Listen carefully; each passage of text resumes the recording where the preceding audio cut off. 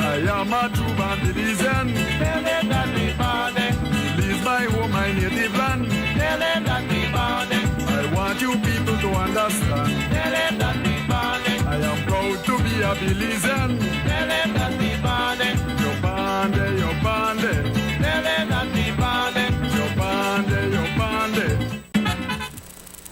Greetings again, and welcome to another episode of Navel String Connections, the Belizean show in the Belizean diaspora, coming to you live and direct in Belize and across the Belizean diaspora on XTV. It's an XTV production, and we want to, greet our brother Nur Muhammad, who is the producer of the show, as well as we want to greet our brother Harlan, who is behind the controls and who makes the show possible live out of Belize right there.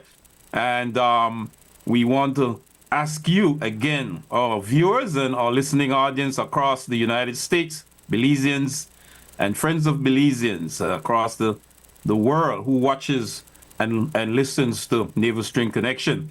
Today we have a very, very informative and educational show based on immigration rights in terms of the fledgling and the sweeping Trump administration deportation measures that already have been imposed and sweeping across the United States.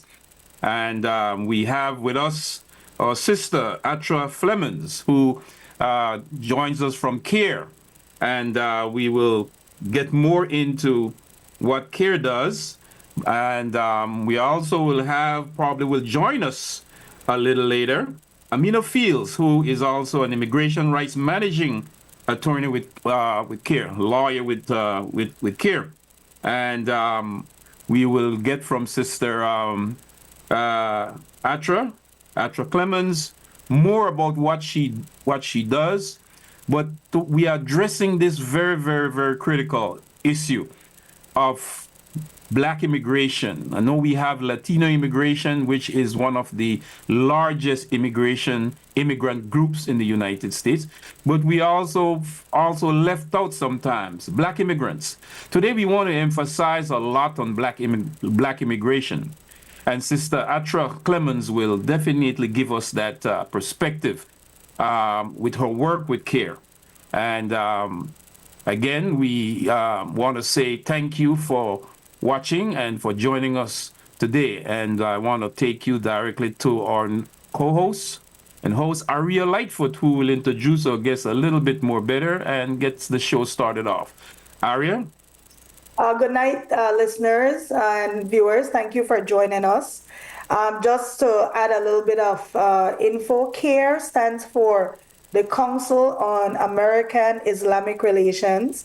Our guest tonight is an advocate, and I'll just read just a little bit about her information, which of course she can provide herself. She's actually right here. But our guest tonight, Atra is, she is a community organizer for the Council on American Islamic Relations. And her primary role is building community, fostering connections, and with the culturally diverse Black community.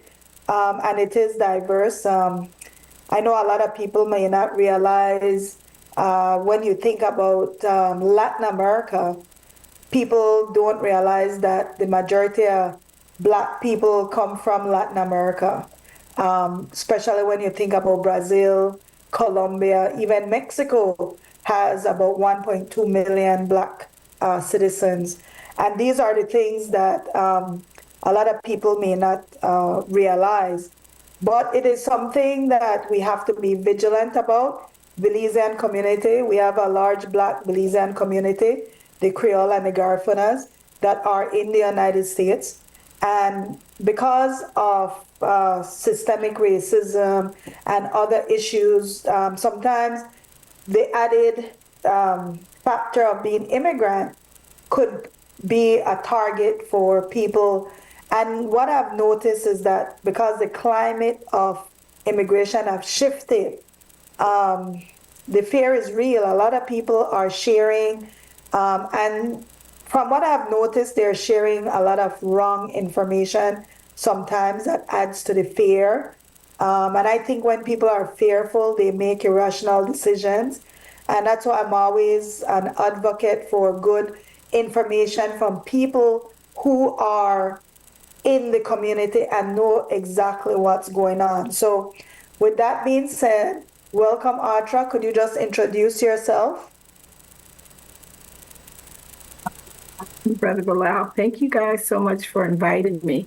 Again, my name is Atra Flemings, and I am a community organizer for Los Angeles, for CARE Office. And then our region in Southern California goes from, let's say, Bakersfield to near Santa Barbara to San Diego, all the way to San Bernardino County. So we cover a large area here in Los Angeles. But my main focus is usually right here in Los Angeles. So, thank you for joining us. My first thing is that the conversation has changed around immigration. And not only that, it's actually a very supported initiative. A lot of Americans actually support this mass deportation philosophy. What are some of your biggest concerns as a community organizers? Like, what are some of the heightened fears that you're encountering in the immigration or the immigrant community? Well, the thing that I've come across is I've been working with this particular program for 4 years. So what I've noticed among Black people in general, African Americans, however you want to picture it, in America, they call us all Black. So what I've noticed is that there is a lack of trust among each other. Even with next door neighbors, we don't want to share information. So even if we could help, by the time we get the information to help, people are on their way to be deported. So we have to open those lines of communication to begin to talk to each other, to begin to work together as a community so that we could support each other. And again, to build community, but we can't do that if we don't have the trust. So you're facing the lack of communication, which is major because there really is a lot of information that are out there. Some of it is fear mongering. How are you guys addressing this legally and through advocacy that you do? How are you guys trying to change that fear or increase the ability for everyone to communicate? Well, one of the things that, again, the fear is there. We have begun to do more emergency preparedness presentations focused on knowing your rights when it comes to being stopped and harassed and detained by ICE or other law enforcement officers. So that is a big help because I think if you know what your rights are, you know how to proceed forward. And you feel a lot more confident when you know what those rights are. We're now joined by Amina. She signed in. Welcome, Amina. Thank you so much for your time. I know you're very busy and this was kind of short notice. I'll just introduce you a little bit. Amina is an immigrants' rights managing attorney at CARE LA. And she came to America herself as an immigrant. And Amina, could you just tell us a little bit about yourself? Introduce yourself and tell us what you do at CARE. Okay. Hi. Good afternoon, everyone. My name is Amina Fales. I am an managing attorney at CARE For the Greater Los Angeles office, we're located in Anaheim. And the office that I work for provides free immigration services to low-income families and individuals. I've been with CARE since 2018, so a little bit. And as ARIA said, I came to the U.S. As an immigrant or as a derivative of a refugee. My dad came as a refugee from Vietnam in the 80s, and I followed him soon after. We were one of the boat peoples where we left Vietnam on a boat and went to a refugee camp in Thailand, and then eventually got resettled to California and started a new life, and with the support of our community and nonprofit organizations. And then I'm kind of like making a full circle in my life and in the position to help people that are seeking a new life in America. And quickly, because I just want to quickly ask you, like, how do you feel about the changing immigration climate when you're talking to your clients or people who are reaching out to you? What are some of the fears that they have expressed to you? They are scared that the changes may impact their case. In some situation, it does. In others, it doesn't. But they're still scared. They're scared that they're at risk of getting detained. And so there's overall a lot of anxiety and unknowns about how that would impact their case. And it's unfortunate that our government is the one that is the source of creating all this anxiety and stress.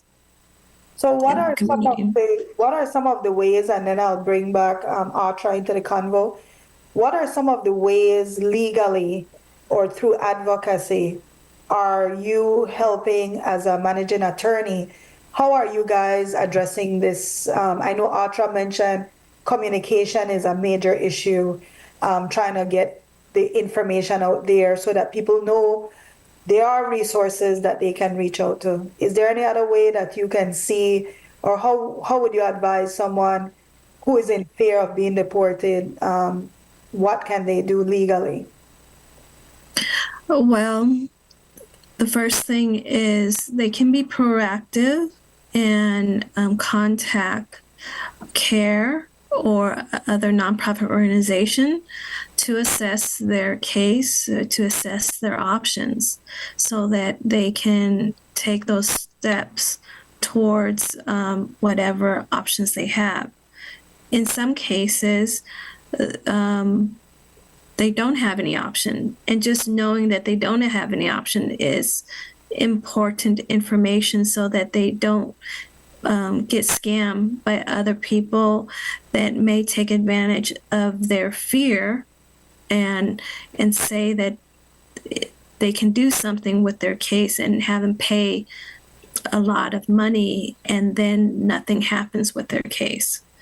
So getting accurate legal advice is the first thing. And once they determine their options, they can also put in place some steps that they can do if they are in an emergency situation where they are detained or their family members are detained. So for example, creating a family plan, like let's say the head of household is undocumented and they have children and they're supporting their children. So now they need to put a plan in place where who will take care of their children if they're detained. In addition, gathering their documents is part of the family planning because those documents will be needed for their attorney to help them get out of the detention center to prepare for a bond hearing. And also knowing what documents they should keep with them to prevent them from being detained or being placed in expedited removal. Because there's one executive order where if you can't demonstrate that you've been in the U.S. for longer than 2 years, they can put you in expedited removal where you won't have the due process rights to seek relief. And expedited removal is what it sounds like. They are going to deport you really quickly. But if you have those if you are prepared and have those documents in place, such as marriage certificates, birth certificates of your children, and other documents to show that you've been here for longer than that, then you may be detained, but you won't be deported as soon. Oh. And have all your numbers with you so that you can call whoever it is that knows what to do next. Either call your attorney or call your family who has all those contacts that they need to call to get the ball rolling. Thank you. Atra, could you give us some real life consequences that you guys have encountered since, I mean, it's literally only been 3 weeks. It feels like it's been 5 years already, but there's a lot changing and happening almost daily. Could you give us some real life consequences within the Muslim, Black communities, refugees that are seeking help? What have you seen? Again, like everyone else, I've seen the same fear. We've had calls from schools, churches, from masjids. The people are on edge. And again, they just want to be comforted. They want to know what should they put in place to prepare if anything happens. And what part of what they're hearing is true and what part is false. You have been on the forefront of working along with Black immigrant communities as well as Black American communities in the protection of their rights in the United States. Talk about, Sister Atra, about the services that you all provide to protect, that you have worked with in the past, protect Black immigrants from deportation, and act from incarceration, because that's one of the areas that you have worked with tremendously, helping, working with people to help them from being detained and being incarcerated in the prison system. Talk about your work there, specifically around Black immigration prior to the Trump administration immigration measures, and then also extend that into what is happening now. Well, again, my work as a community organizer focuses on education and outreach. So I try to reach out to the community, listen to what their needs are, and then try to connect them with the resources that meet those needs. When it comes to Black immigrants, especially in California and Los Angeles, what we know, according to a report that Baji put out, I believe 4 years ago, that report said that Black immigrants represent less than 6% of the immigrant population here in Los Angeles. And of all immigrants deported, Black immigrants represent 75%. staggering statistic. Yeah, so those numbers were like staggering to me. I'm like, we're such a small community. What is happening that we are being deported and we're not hearing about it and we're not seeing it? So that was my biggest concern. So as I go out there talking to the community members, again, I'm listening to what their concerns are, but a lot of them have not mentioned that has been an issue. Now we know it's a fact because it's already written and documented, but we're still not having those conversations. But again, as a community organizer, I'm trying to get that information to them and to receive and take back what I can so that we can find resources and solutions to whatever our problems are that we're facing. And one of those Black immigrant communities is the Belizean community, which, according to the mayor of Los Angeles, who I had met when she was a congresswoman, she had stated to me that the Belizeans are the largest Black immigrant group, then followed by the Nigerians and Ethiopians. And I know that you have had some inroads into the Belizean community with your work. Myself have connected with you in terms of hopefully one day soon setting up some clinics in the Belizean community to help to address this issue of immigration.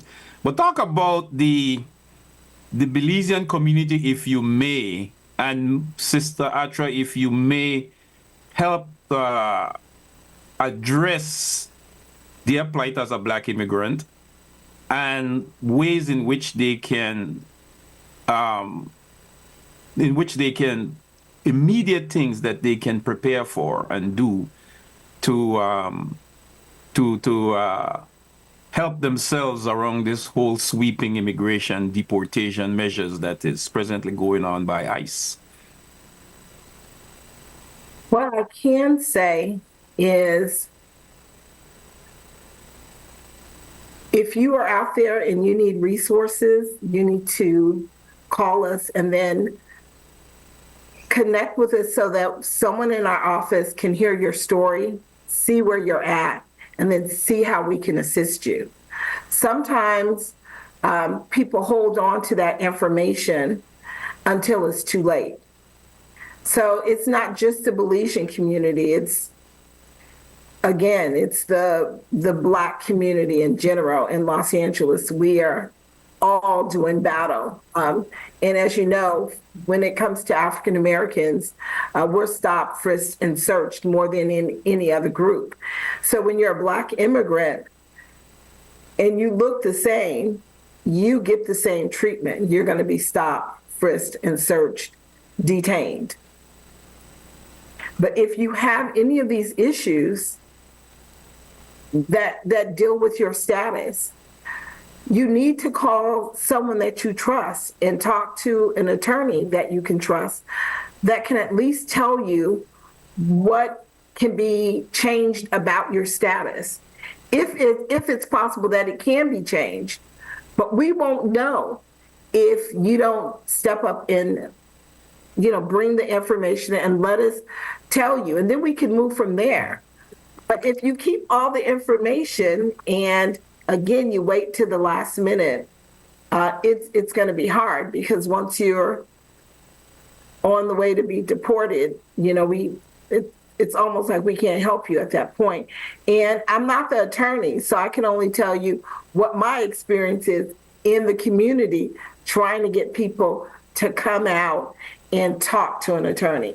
So I can get Sister Amina and her team to come out if I know the community is saying, we definitely have an issue. We're going to meet at a restaurant, a community center. Can you all come out? Can you bring some attorneys? We can come out. So, Yes, and I very much, go ahead. Yeah. No, I mean, we're open, but we just need to know where to go and Yes. how we can help. And it's good that you emphasize it because the Belizean community are very laid back. They're very being many undocumented Belizeans in the United States. They kind of more in the background, not really forefront.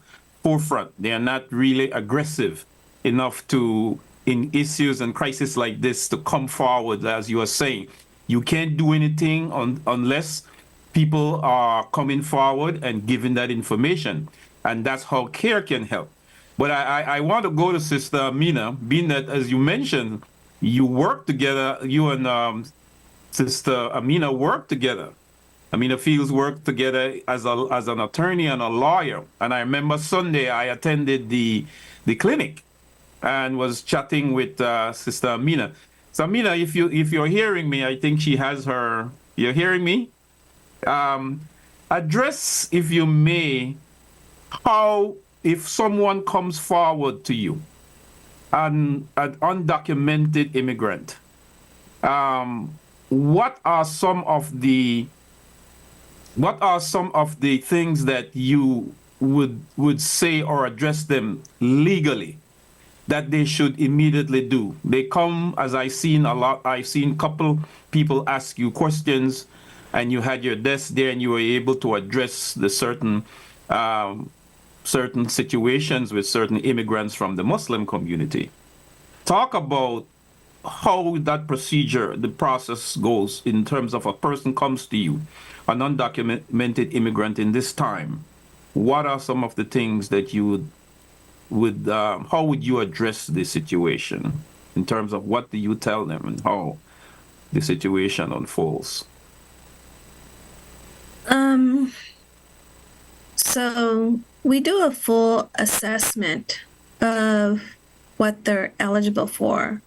When they come to us, they could have specific questions, so we try to answer that question.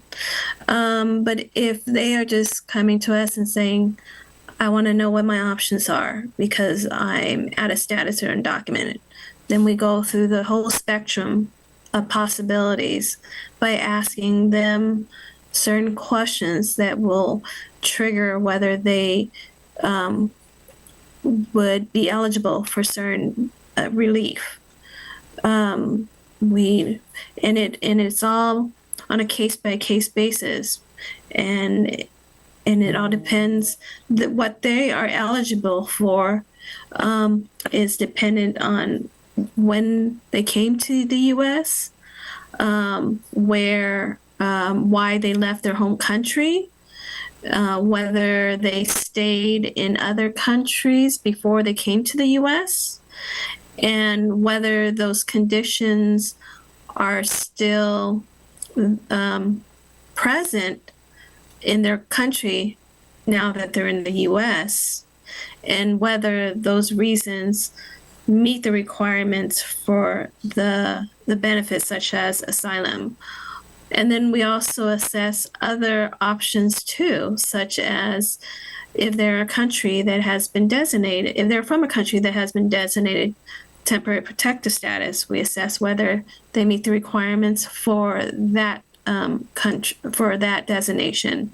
We assess whether they've been a victim of any serious crimes, because that would then lead us to assessing whether they could apply for U visa, whether a victim of domestic violence and the status of the abuser, they could be eligible for VAWA, or whether they are minors and been abandoned by their parents. That could be, they could be eligible then for a special immigrant visa.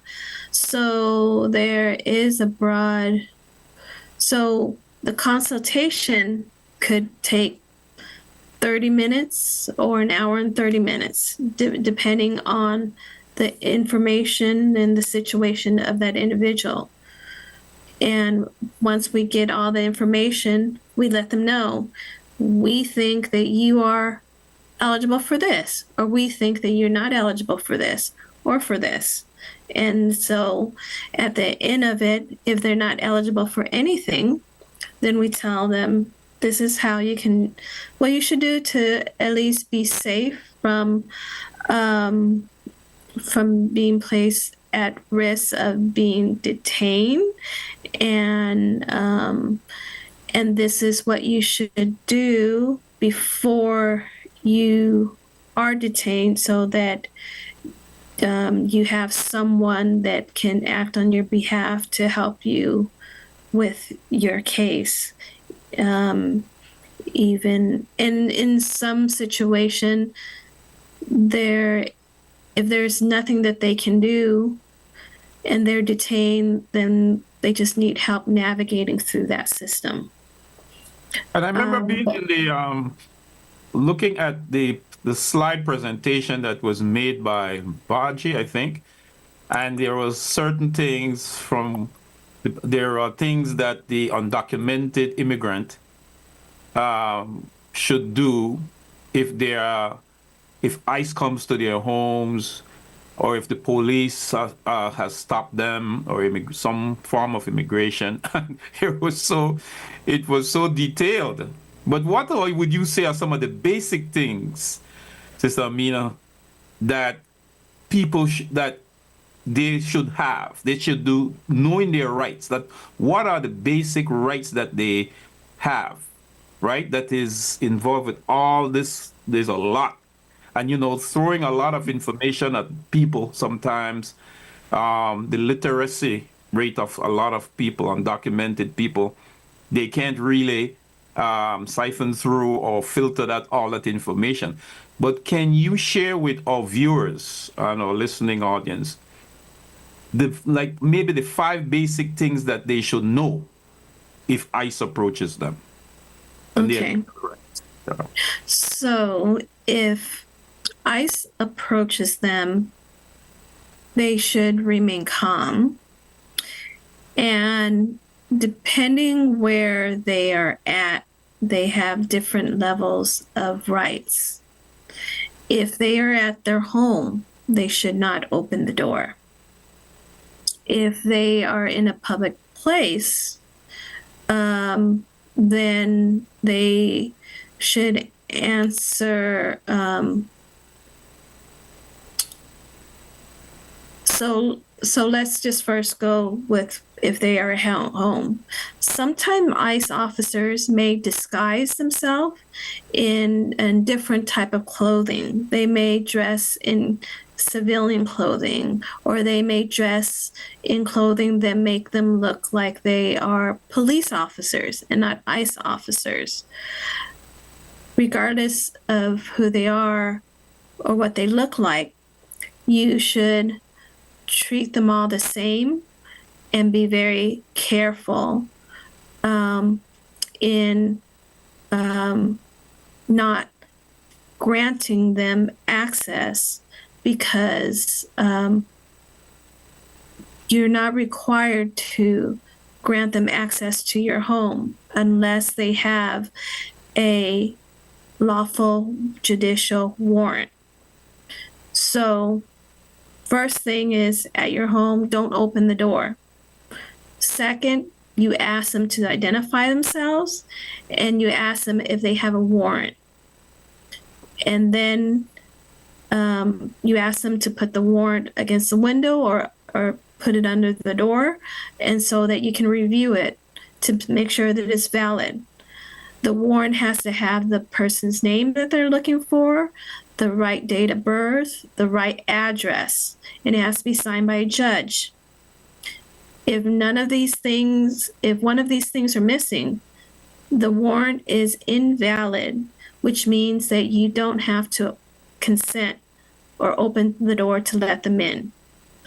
So you can say, I'm not letting you in because this is not a valid warrant, and now I'm exercising my right to remain silent. I don't want to answer any of your questions without my lawyer present. I want my lawyer to be here. And so the second advice is review and make sure that they have a valid warrant. The third advice is remain silent and not answer unnecessary questions. If you're in your home, then just give them, you don't have to answer any question. You can just say that you're exercising your right to remain silent and keep the door closed.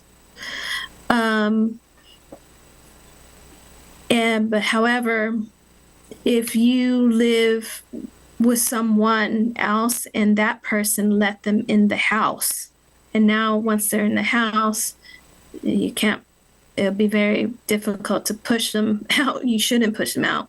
You shouldn't use any force. You shouldn't resist arrest. You shouldn't run away, because that would make it worse. But if you have someone there that can record the activities that's happening, that you should do that to protect yourself. And in the case where they are in your house, you have to assess and balance the risk of answering questions and the risk of being placed in removal proceedings, expedited removal proceedings. So if you have proof that you've been here for longer than 2 years, you should explain that to them, that I have been here for longer than 2 years.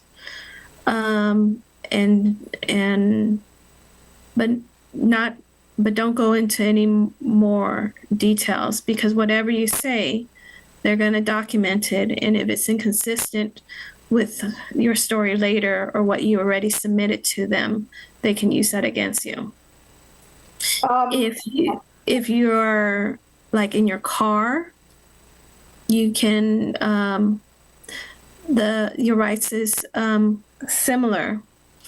In that you stop, you provide your driver's license, and you can exercise your right to remain silent, but you have to balance that with also trying to provide information so that you don't get placed in expedited removal proceedings. Now, in the workplace and in the place of worship, like the masjid, or in schools, those are areas where there is public access, but then those areas also have restricted access.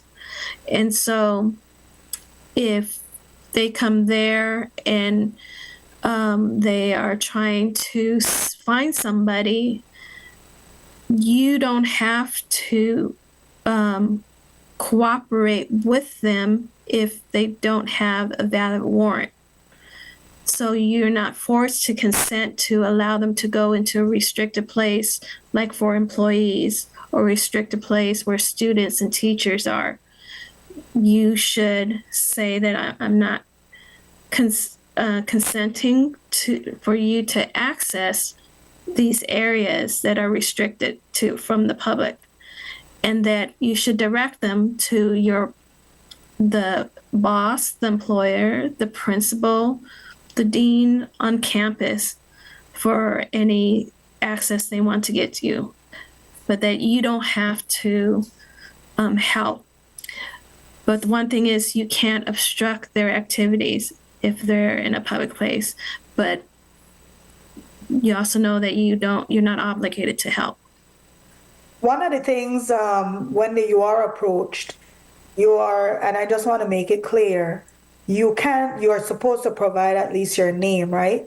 But you cannot lie. I think it's very important that people understand you don't lie about who you are, because it can hurt you later on.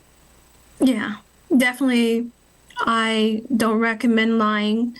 So if you don't have information to provide them that will help you get out of being detained, then just exercise your right to remain silent. Right. One of the things you mentioned about schools and college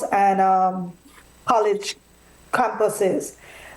In those environments, you're dealing with a lot of minors, right?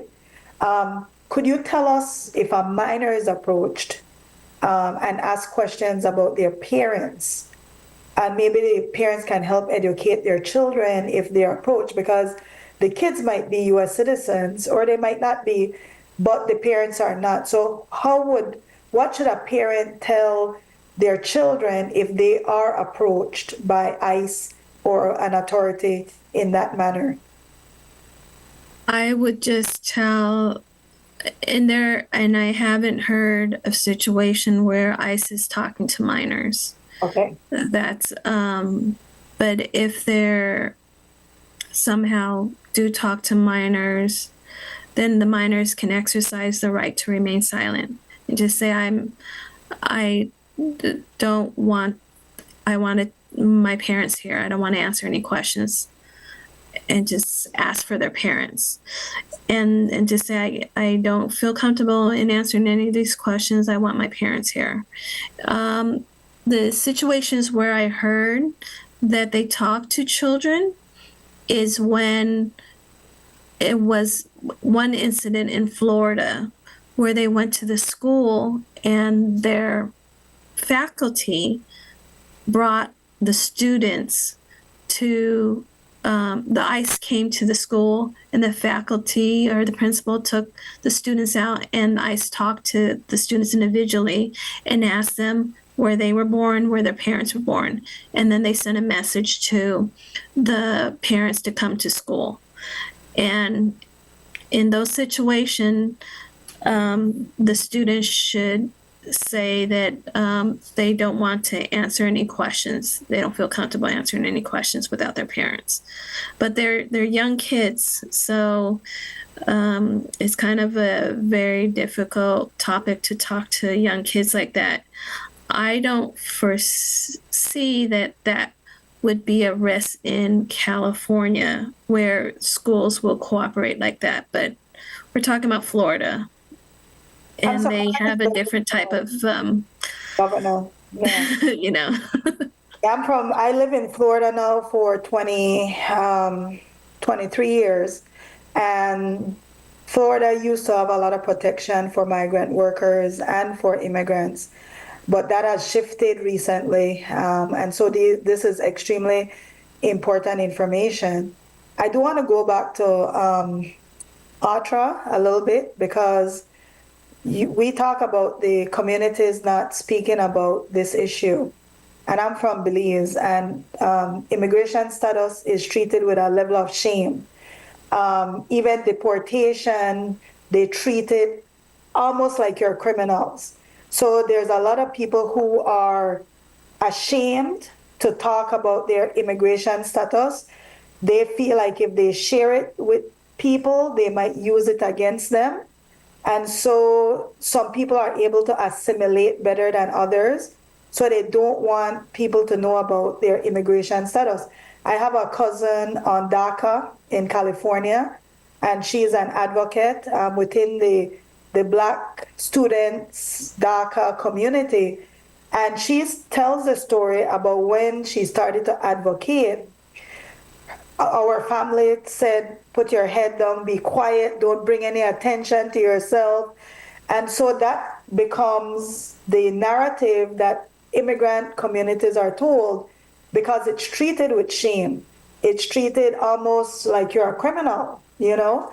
How do you overcome that? Because I think we're in an era now that we got to walk out that shame, and we got to kind of protect ourselves, our communities that may be facing this type of, it could be turned into harassment. And I think that's what people are afraid of, to be harassed or to be constantly threatened because people are aware of their immigration status. So how would you discuss that with people to kind of bring them out of the shadows so that they know what their rights are? Personally, you know, to me, it sounds like all of it is trauma. You know, our people have been traumatized.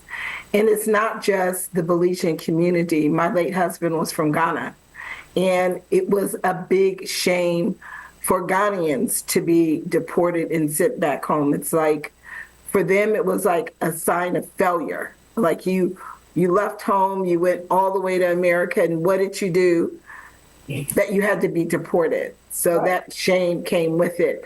When I go out in the community, I can't do anything to change the shame that community members might feel. I really can't. I can share my story as someone who had an incarcerated loved one. I had a son who had been incarcerated. And of course, we fought and fought. And years later, he was exonerated of all charges. But I didn't realize that during those 19 years that he was incarcerated, that I was traumatized. I was traumatized the whole 19 years. It wasn't anything that I wanted to talk about with anybody. So when you are here, I have a friend who is Belizean, who has been in the state since she was 2. And she didn't find out until she graduated from high school and went to apply for college that they said, well, you're undocumented. She's like, what do you mean? I'm an American. She didn't even know, and then once that happens, there's that confusion again. So during that time, she could have qualified, and a lot of Black immigrants that were here in Los Angeles could have qualified for DACA, but many were told that DACA wasn't for us. So it's that misinformation again. If you're not clear about something and you don't know what resources that are available to you, you have to ask, because there could be a simple solution to your problem if you just brought your case and talked about it. So I'm constantly telling people, don't you judge what your situation is because of a conversation you had with your neighbor. Go and talk to an attorney and find out everything, and then you can make an educated decision about your own personal case. But talk to an attorney. Those are the people that can answer your questions. I can't. So, Amina, going back to the legal aspect, because I saw a very prominent pastor in Belize post this, she shared a joke. It was a comedian that was making fun of immigrants in a way that he was kind of highlighting the ultra sensitivity around it, where he was saying that he was kidnapping DoorDash people, and he has them locked in his room because ICE is paying $750 for every immigrant that you catch. I got that it was humor, but it was shared and viewed, and it was actually reshared with a very prominent influencer. And so to me, that added a significant fear that people think that the average person can walk up to you, lock you up, and wait for ICE to come pick you up. And I just want you to kind of address that because that comes from a lot of misinformation.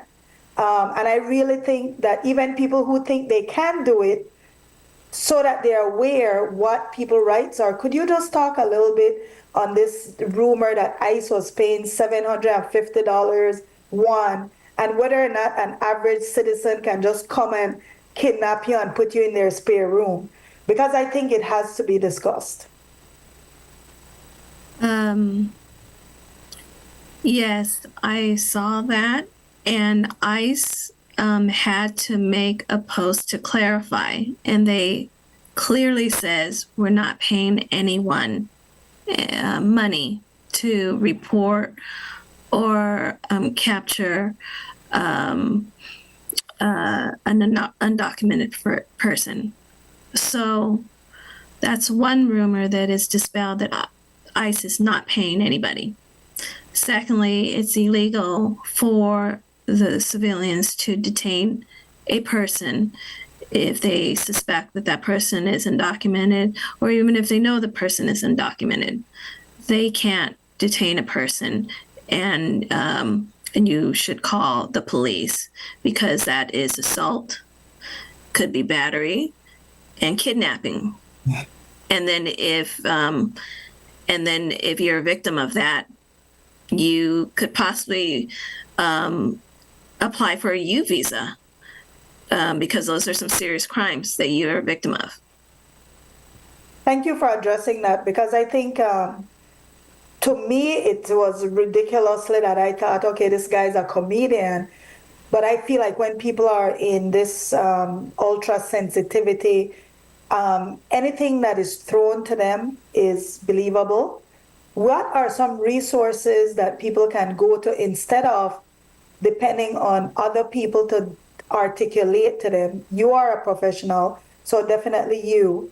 But if I just want to read up a little bit about immigration and what my rights are, that I can see it as a credible source, where can people go to? I know CARE is one, your organization, but what other places can people go to get credible information? Well, there's a lot of organizations providing information. If you're in the LA County, there's the immigrant Office of Immigrant Affairs, where they have information about resources on organizations that offer services, legal services, and other type of services.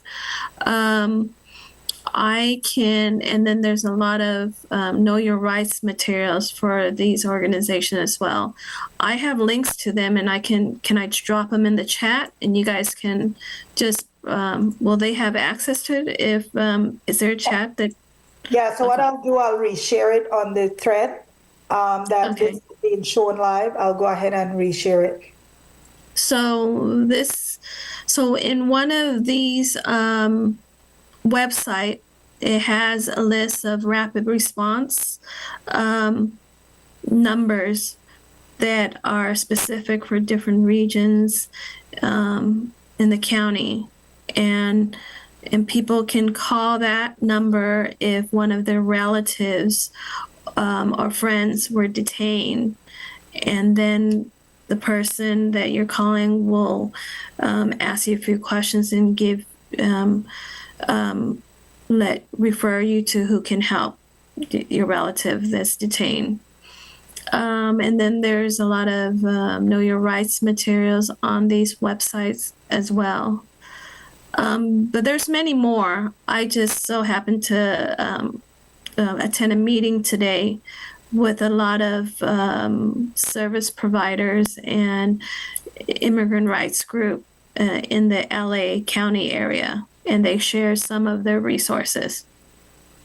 And just to recap a little bit, if you've been here for 2 years or more, you are not eligible for expedited removal.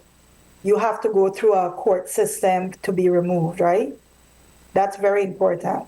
Secondly, you mentioned you're not required to answer about your immigration status, even if you're asked about it. You have the right to remain silent. You definitely should give your name, but I think that's about it. You don't have to tell them, no, I'm blah, blah, blah. I came here. That is information. And then when you're detained. Well, if you are a lawful permanent resident, well, or have some tacit, then go ahead and tell them that. So another thing is, this is another rumor that's very prominent floating around in Belize. They're expressing that an American, a Belizean person got a U.S. passport, traveled to Belize, and when they entered Belize, they entered with a Belize passport. And then when they came back to the U.S., they entered back with their U.S. passport, and the passport was taken away at the point of entry, and the person was deported. Of course, these are just things they're saying. There's no name that's attached to it. They really can't tell you where it happened.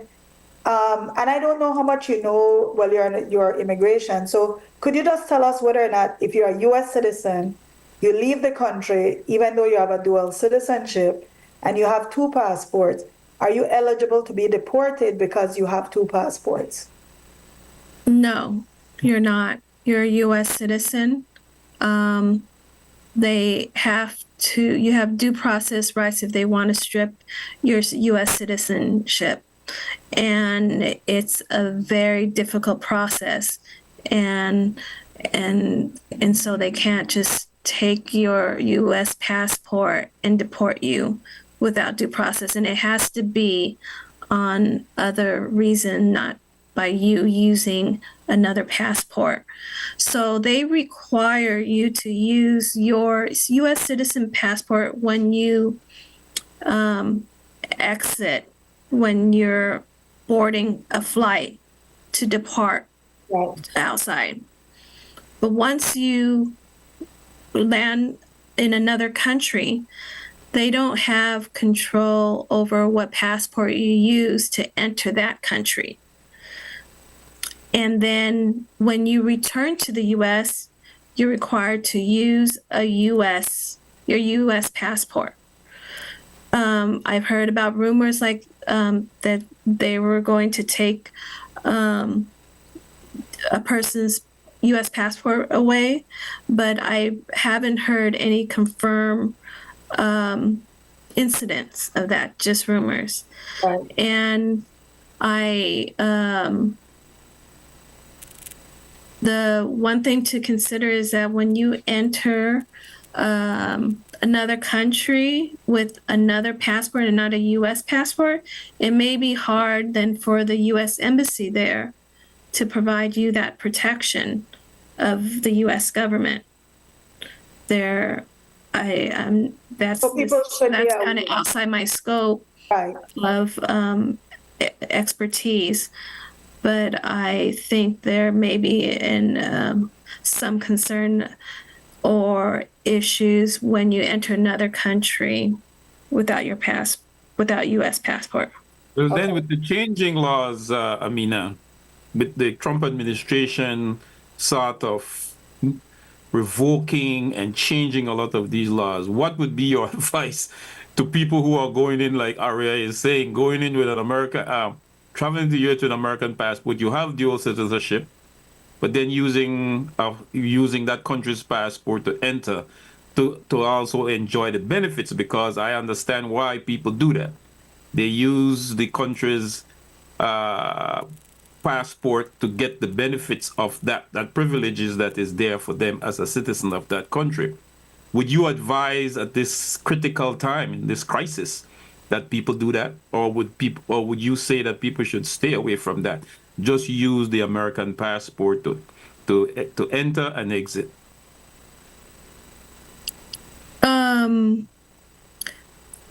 I advise that when they leave the U.S., they have to use their U.S. passport. And when they enter the U.S., they have to use their U.S. passport.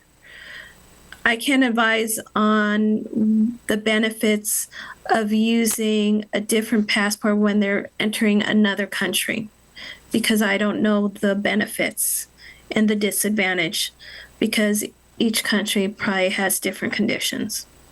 Yes. Honestly, Bilal, just to jump on that, I honestly don't see why they need to use a Belize passport to enter Belize when they don't have visa requirements for Americans. I need us. Yeah. It's interesting because I don't see what additional benefit you get. The Belize government recognize you as a Belizean, even if you come in with a U.S. passport. So it was just a rumor I wanted to dispel, because the thing is, a lot of prominent people are resharing bad information. And I think what it does, if you are scared already, you go deeper into the shadows because you're afraid that you're pinpointed as potentially to be kidnapped or something like that. And I think it's very important we talk to attorneys and credible people rather than influencers and people who are just resharing stuff, and they're not fact checking it. They're not saying, hey, I got this and I checked with my attorney friend, and my attorney, who is an expert in immigration, has confirmed this is true or not true. I think people really need to be vigilant about the laws, their constitution. This is a good time to pull it up and start reading. Amina and Artrife, I wanted to become more involved as an ally to the immigrant community and with CARE. How can people get involved if people want to be allies or people want to help get the information out there? Could you tell us where we should go, how we can get this information to different communities?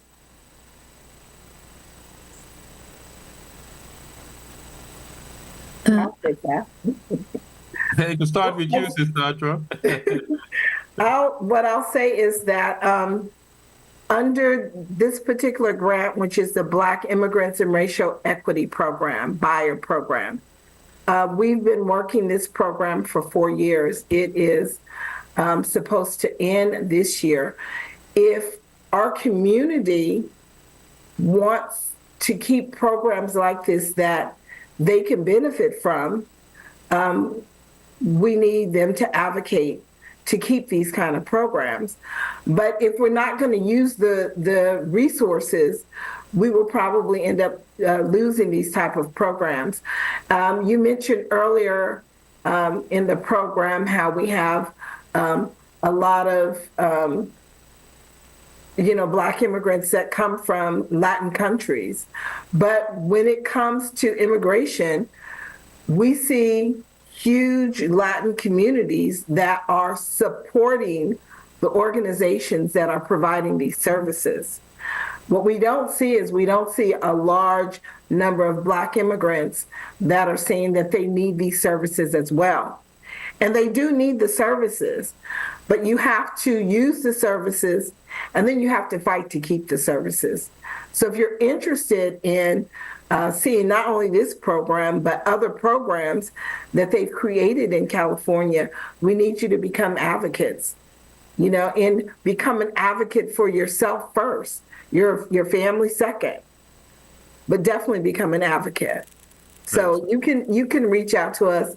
Our number, Brother Bilal has it. If you'd like to fight and help us keep these programs going in California, we would love to see more Black folks participate. And of course, I want to just add that we are about to organize a clinic in the Belizean community, hopefully very soon. And both Sister Atra, Sister Amina have confirmed 2 dates that we can use, ARIA, March 1st and the 8th. So we are looking forward to, as Sister Atra is saying, take advantage of these resources, because that's the statistics. Latino immigrants are very proactive. They take advantage of the resources and the services that are available to them. But the Black immigrant community, I don't understand what is the problem, are not as aggressive in going after these services. And we have organizations like CARE who are coming and begging, come to us. Come to us. I mean, and how do we change that? That situation is like Karen Bass is saying, well, then they are the largest Black immigrant group. Well, then why are they not leading the Black immigrant agenda? Why is the Nigerians and the Ethiopians leading it? Well, it's a people who are not proactive and aggressive towards these sorts of things. I don't know if it will change now. And organizing clinics in the Belizean community, hopefully on March 1st and March 8th, we'll see certain people come forward.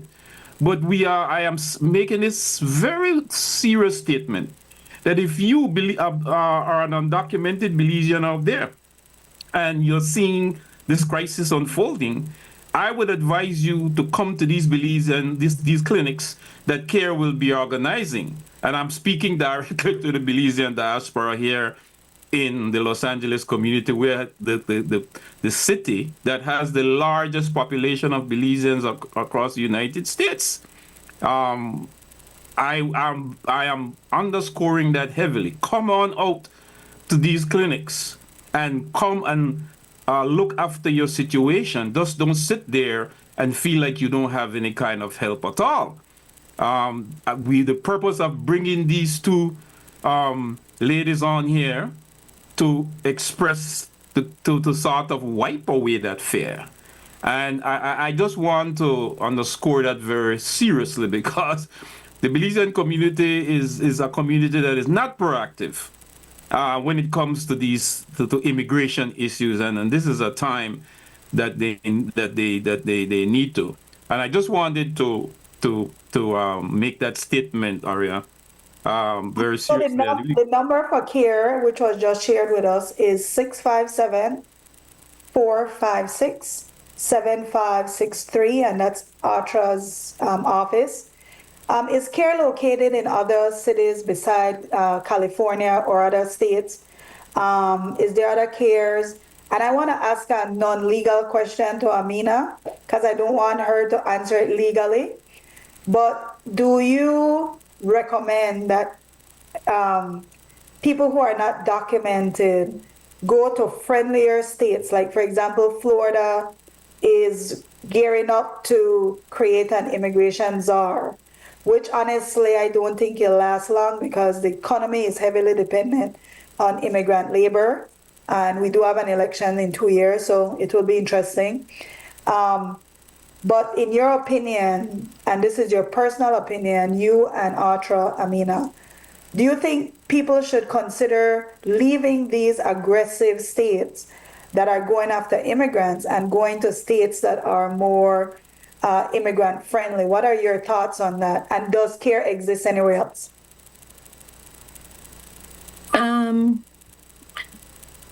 CARE does exist in other states, not all states. Our headquarters is in Washington, D.C., but not every state has an immigration department, or not every CARE office has an immigration department. In California, we have 4 offices, one in Sacramento, San Francisco. The one that I'm at is in Anaheim, but we service LA County and other counties in Southern California. And we have one in San Diego. In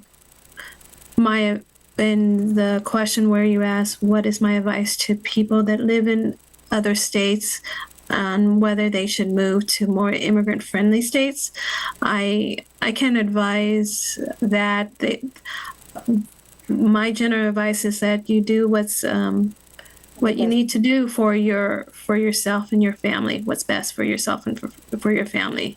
And there are various factors that you take into consideration when you need to relocate and uproot your family.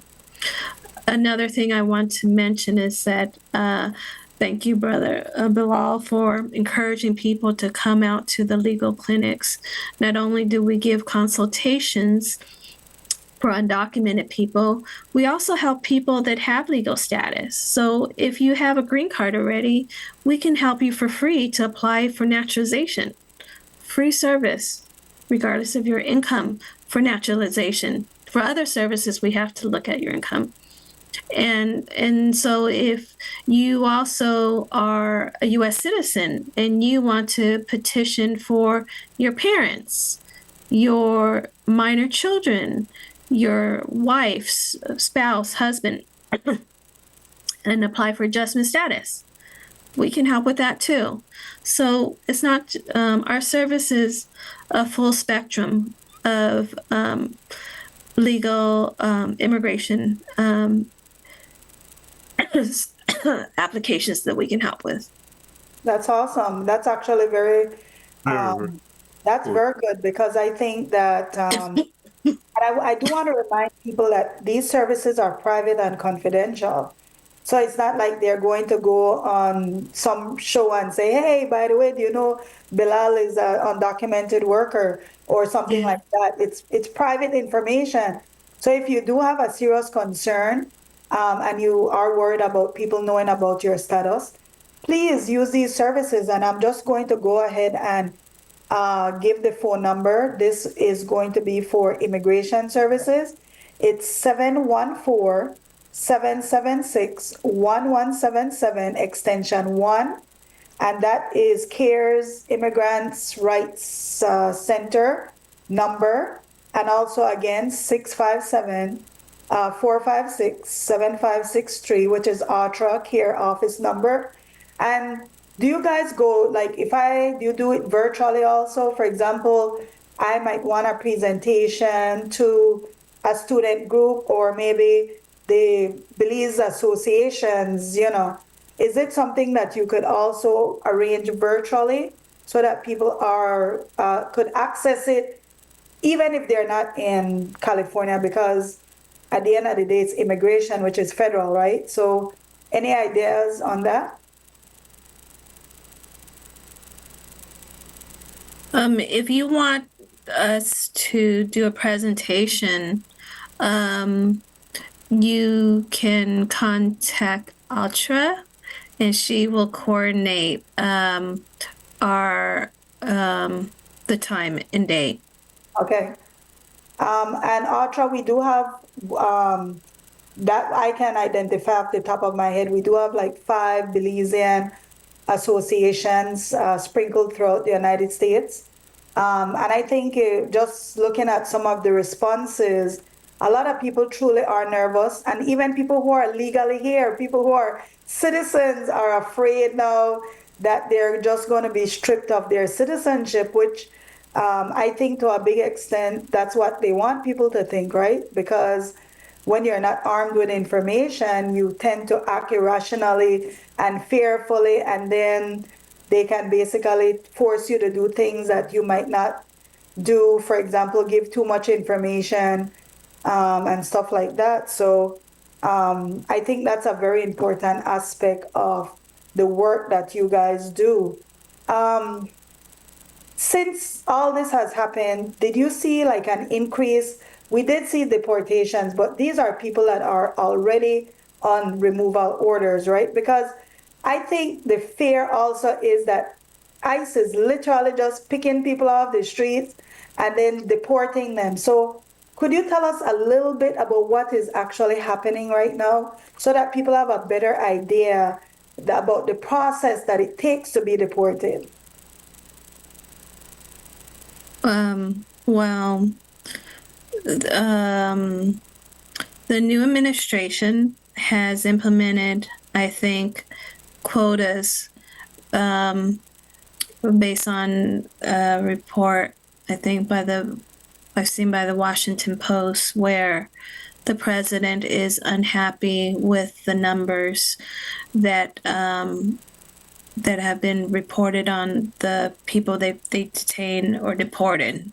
And so he's putting more pressure on ICE, on DHS to detain more people, to deport more people. And the people that are at higher risk for being detained are those that are out of status, undocumented, that have a criminal history, a conviction of a serious crime. Another category that's at high risk is for those that have prior removal orders, but they didn't execute the deportation yet. And then and then they go down the list. So people that are undocumented, and that have been in the U.S. for less than 2 years, they could be also at risk too. Sometimes when they're looking for one person, and they may sweep and take everyone around them that they think is undocumented and verify that and deport him. They are making agreements with certain countries to receive the people that are being deported. So before, some people didn't get deported because their countries wouldn't agree to receive them. Their country would make it difficult and not provide documents to deport them. So they may be deported to a third country, such as El Salvador or Panama, if they finalize those agreements. So what happened? Well, I guess that's beyond the scope at that point because they're there. What happens if ICE detains a U.S. citizen or a legal green card holder mistakenly. I've heard people say, don't reach out to an immigration attorney, go get your civil rights attorney. What are your thoughts on that? Well, yeah, sure. The proof is that you don't need an immigration attorney because you just have to show proof of your citizenship, and then they need to release you. They don't have authorization to detain a U.S. citizen. Now, if you're a lawful permanent resident, they're detaining you. You have to see what the notice to, what are they charging you with? Are they saying that you violated something that that makes you deportable? So you would first, you should contact a civil rights attorney to see if the circumstances where you were detained was discriminatory and violated any of your civil rights. And just to give you some also number, or I don't have numbers, but I reviewed some information that documented ICE encounters during the Trump administration compared to other administration. And what they notice in comparing those numbers is that during the Trump administration, there was an increase in ICE encounters with U.S. citizens. So that what happened back then is somewhat gives us some expectation of what could happen in this term, is that citizens can encounter ICE and mistakenly get detained and deported, and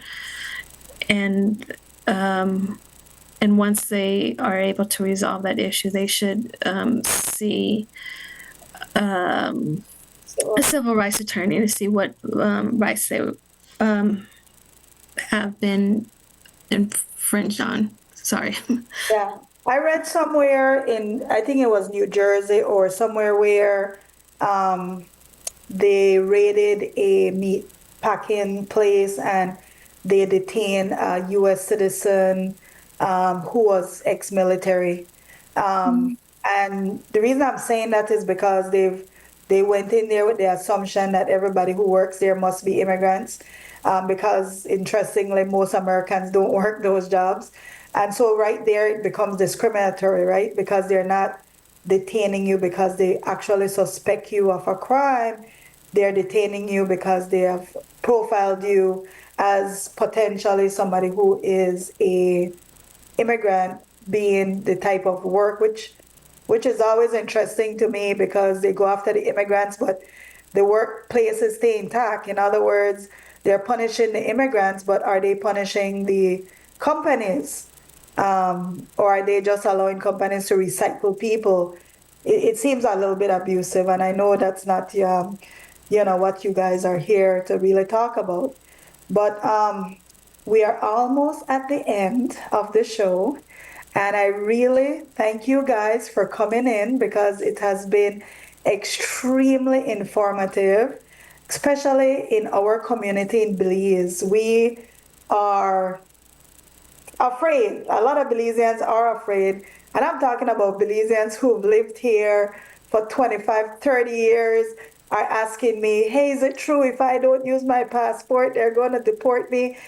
And to me, when the fear is at that level, we need people who are educated about the issue to come in and just let people know what's going on.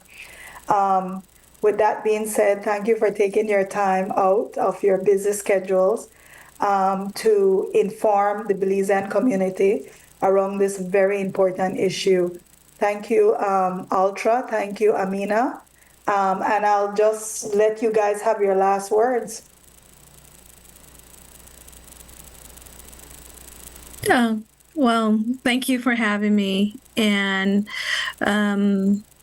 I understand that it's a challenging time for everyone, whether you are undocumented or whether you have status. You may have friends and family that are.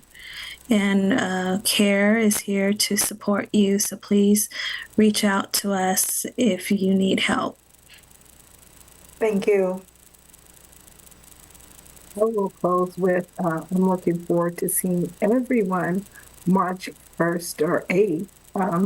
When Bilal lets us know which day that's going to be, we are going to be happy to come out and bring the community as many resources as we have. Thank you guys for providing this service. Thank you so much. I will go ahead and share your resources. And I'll also ask Harlan, who is our engineer, that when it re-airs, that he adds the information also to the video. So thank you so much, Bilal. Yes, again, we want to thank both Sister Atra and Sister Amina for coming in at such a short notice, right? It was like a last minute thing.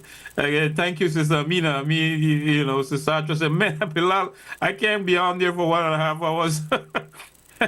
I have to get some help. And it was so kind of you, Sister Amina, to lend a helping hand and to help you both work as a team. I watched how you work at the Masjid Salam on Sunday, and I was very amazed. And so hopefully we can get Baji, I think the sister that made the presentation, we can hopefully get her maybe on the next show, because she was, the presentation she made was very, very resourceful.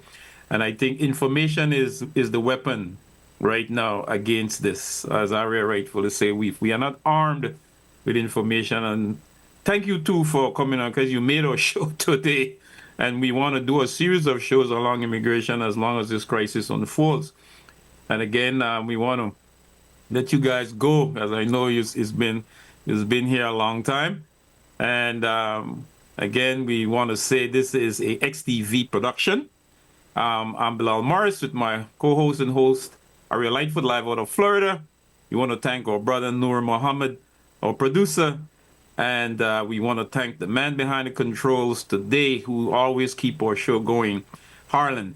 We want to thank all of you who are watching and have watched the show across the Belizean diaspora in the United States, in the United Kingdom, the Caribbean, Africa, wherever you are in Europe, that watch Navel String Connection on Facebook and on YouTube.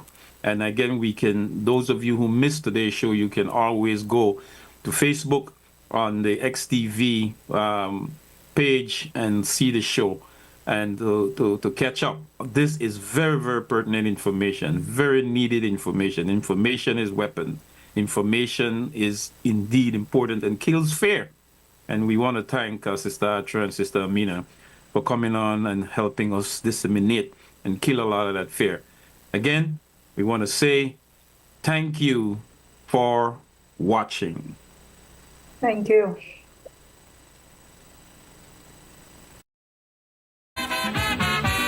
I am a true born Belizean. Belize my home, my native land. I want you people to understand. I am proud to be a Belizean. Your bande, your bande. Your bande, your bande.